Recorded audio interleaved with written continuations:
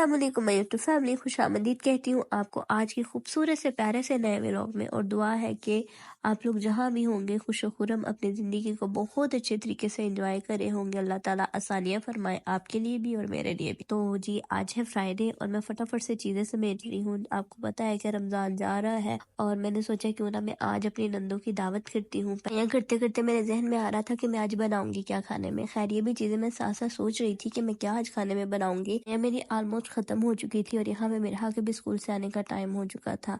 लिहाजा मैंने फटाफट से वजू किया और मैंने सोचा अपने पहले अलमारी से कपड़े निकालती हूँ। जुमा पढ़ने जाना है मस्जिद में। मैंने जुमे वाले दिन कसरत से दुरूशी पढ़ा करे, आगे पीछे भी पढ़ा करे, लेकिन मेरे ख्याल में जुमे वाले दिन हर वक्त अल्हम्दुलिल्लाह अल्हम्दुलिल्लाह कसरत से दुरूशी का विर्द करती हूँ। जब भी कोई भी काम कर रही होती हूँ, बेशक मैं कपड़े धो रही हूँ, काम कर रही हूँ, सफाइयाँ कर रही हूँ, खाना बना रही हूँ, कुछ भी कर रही हूँ, मैं अल्लाह का शुक्र है कि मैं दुरूशी पढ़ती रहती हूँ। इससे मेरा जहनी सुकून होता है। जिंदगी में सबसे मुश्किल काम है खुद को खुश करना, बिल्कुल वैसे जैसे आप माँ बाप के घर में होते थे, बिल्कुल बेफिक्र बेलौज और मुस्कुराहटे, ऐसे जैसे आपको किसी चीज का कोई गमो फिक्र ही नहीं है। और मेरे ख्याल में अगर आप दुरूशी पढ़ेंगे ना, 99% जो आपकी तकलीफ है, आपकी मुश्किलात है, आपकी नेगेटिविटी है, वो दूर होती जाएगी। जितनी नेगेटिविटी को, जितना लोगों के रवैयों को अपने जहन के ऊपर सवार करेंगे, उतना ही आप कमजोर से कमजोर तर होते जाएंगे। और मेरा रेडी हो चुके थे जुमा पढ़ने जाने के लिए। मेरा को मैं बार बार कह रही थी मेरा चलो निकलो निकलो। खैर यहाँ पे मैं मेरा का दुपट्टा सेट करी थी और जुमा पढ़ने के लिए निकलने वाले थे। अच्छा मुझे ये लगता है कितनी चीजें इंसान देख के, बड़े दर्द, तकलीफ, रवैये, लहजे, बदतमीजियाँ, कितनी चीजें देख के इंसान पुख्ता मिजाज बनता है, किसके दिल में नरमी आती है।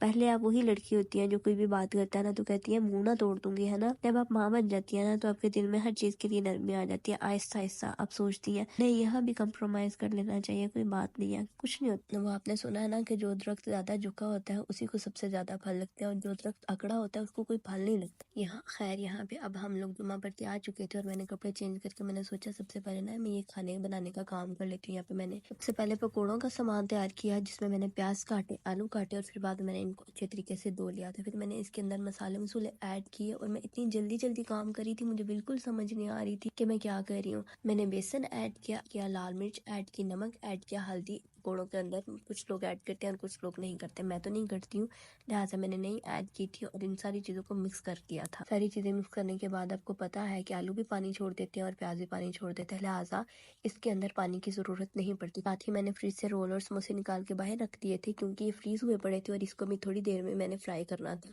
और साथ साथ मैंने दही भल्लों का भी सामान तैयार करना था। एक साइड पे मैं मटर निकाल रही थी, मैंने फटाफट से ट्यूशन मेरे बच्चे आए हुए थे, हाँ हर तरफ मेरी खिचड़ी बनी हुई थी। रोल समोसे निकाल रही थी, एक तरफ मैं पकौड़ों का सामान तैयार कर रही थी, दही भल्ले बना रही थी और साथ में रही सही कसर पट्टी साहब ने निकाल दी मंडी से सब्जियां ला के। ये सारे काम इकट्ठे हुए पड़े थे और मुझे बिल्कुल समझ नहीं आ रही थी। मुझे अच्छा लगता है घर में कोई मेहमान आए उसके लिए अच्छे अच्छे खाने तैयार करना, और आज तो स्पेशली मेरी नंदों की दावत थी जो कि बहुत अच्छी है अल्हम्दुलिल्लाह। अच्छा आपको नहीं लगता कि कभी यूं ही भी अपने रब का शुक्र अदा करना चाहिए? पता नहीं न जाने कितने हतरात आपके पास आने से पहले पलट जाते हैं, कितने दुख आपको छोड़कर गुजर जाते हैं, कितनी खुशियां बिन मांगे आपके कदमों में रख दी जाती हैं और कितना सुकून आपका मुकद्दर बना दिया जाता है। मुझे लगता है कि अल्लाह ताला का शुक्र अदा करते रहना चाहिए। पता नहीं अल्लाह ताला ने हमारी किस्मत कहाँ, किस पहलू पे, किस मोड़ पे कितनी अच्छी बना दी होती है या बना देनी होती है। और यहाँ पे जी अब मैं दस्तरखान लगा रही थी, मैंने सोचा मेहमानों के आने से पहले मैं दस्तरखान लगा लूँ, बर्तन वगैरह सेट कर लूँ, फिर बाद में आपको समझ नहीं आती कि आपने क्या काम करना है। और अभी टाइम भी बिल्कुल थोड़ा सा रह जाता, कभी मैं ऊपर आ रही थी, कभी मैं नीचे जा रही थी, कभी मैं खाना देख रही थी, कभी मैं दही भल्ले देख रही थी, मतलब सारा कुछ मिक्स खिचड़ी बना हुआ था और मैं साथ साथ बस जल्दी जल्दी लगी हुई थी काम करने के लिए भी। साथ ही मैंने प्याज काटने स्टार्ट किए जो कि मुझे मटरों वाले चावल बनाने थे और उसका तड़का भूनना था। प्याजों को ऊपर रख के मैंने चावल धोने स्टार्ट कर दिए थे, फटाफट से चावल धोए। पुदीने की मैंने चटनी बनानी थी, पुदीने को मैंने दही भल्लों के ऊपर ऐड करना था जो कि मुझे बहुत अच्छा लगता है और मुझे चावलों के अंदर भी पुदीना ऐड करना अच्छा लगता है, इससे ना एक अच्छी सी खुशबू आती है। अच्छा जनाजे से पहले भी ना इंसान को बहुत सी जगहों पे कंधे की जरूरत होती है अगर लोग समझे, लेकिन लोग नहीं समझते। जब लोग मर जाते हैं ना तब लोगों को पता चलता है कि हाँ इस बंदे को मेरी जरूरत थी। पता नहीं हमारा माशरा क्यों इस तरह का है, क्यों नहीं लोग समझते। माशरा हम ही से है और हम ही इस माशरे के लोग हैं। अल्लाह ताला हिदायत दे इन लोगों को। खैर यहाँ पे जो मैंने मटरों के अंदर मसाले डालने थे ना, वो सारी चीजें मिक्सचर, मतलब नमक, मिर्च, हल्दी पाउडर, हर चीज मैंने कप के अंदर डाल के रख ली थी। फिर बाद में मैंने इसको इजीली उसके अंदर सारा का सारा डाल दिया था। यहाँ पे मेरा मसाला भून चुका था और मैंने मटर ऐड कर दिए थे। मटर ऐड करने के बाद मैंने थोड़ी देर इसको भी भुना था, इतना भुना था कि मटरों के अंदर भी जो मसाला है थोड़ा सा रच बचाए ना, थोड़ी अच्छी सी उसकी खुशबू निकल आए। अब बारी थी जी पकौड़ों की, और पकौड़ों के टाइम पे मेरी नंदे आ चुकी थी और नंदों की बेटियां आ चुकी थी। इनके आने के बाद अब मुझे थोड़ी तसल्ली हो चुकी थी, क्योंकि अब मेरा थोड़ा काम डिवाइड हो चुका था। अब पकौड़े वो निकाल रही थी, दही बल्ले मैं बना रही थी। मिलके काम करते हैं ना तो आपका काम जल्दी हो जाता है। थोड़ा सा किचन गंदा जरूर हो जाता है, लेकिन आपका काम डिवाइड हो जाता है और जल्दी हो जाता है। ये जो चने वगैरह होते हैं, पालक चने इस तरह की जो चीजें होती हैं, ये मैं रमजान से पहले 1-2 दिन पहले इनको सारी चीजों को इकट्ठा उबाल के और फ्रीज करके रख देती हूँ। फिर बाद में ना इनको बार बार दोबारा दोबारा उबालना नहीं पड़ता।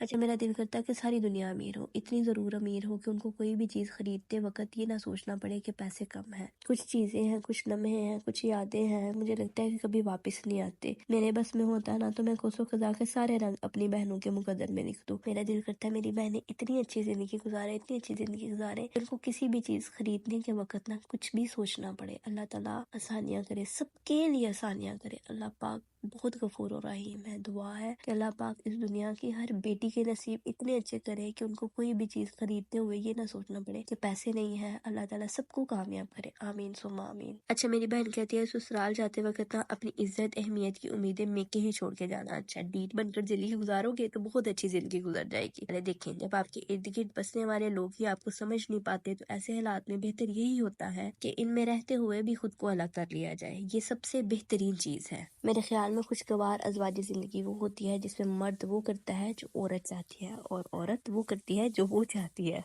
ना। हर चोट हर ठोकर इंसान को एक नया सबक देती है। जिंदगी में कभी गम कभी खुशी हमेशा साथ साथ चलती है। कभी चीजें हमारी मर्जी के मुताबिक हो जाती हैं और कभी हमारे लाख चाहते हुए भी जो हम चाहते हैं वो हमें नहीं मिलता। लेकिन इन नाकामियों से हमें लगता है कि इंसान को हौसला नहीं हारना चाहिए, मत करनी चाहिए, आगे बढ़ना चाहिए। यहाँ पे अफ्तारी होने में जस्ट 15 मिनट रह गए थे और अभी मेरे दही बल्ले तैयार होने वाले थे। मेरे पकोड़े ऑलमोस्ट तैयार हो ही गए थे और अब मैं चावल डाल रही थी। मैंने कहा अल्लाह जी प्लीज 15 मिनट के अंदर ये दम तक आ जाए। चावल वगैरह खाना आपको पता है कि अफ्तारी के बाद ही खाया जाता है, जब सब नमाज पढ़ के आ जाते हैं। उससे पहले तो जो फ्राई आइटम होते हैं, दही बल्ले वगैरह इस तरह की चीजें खाई जाती हैं।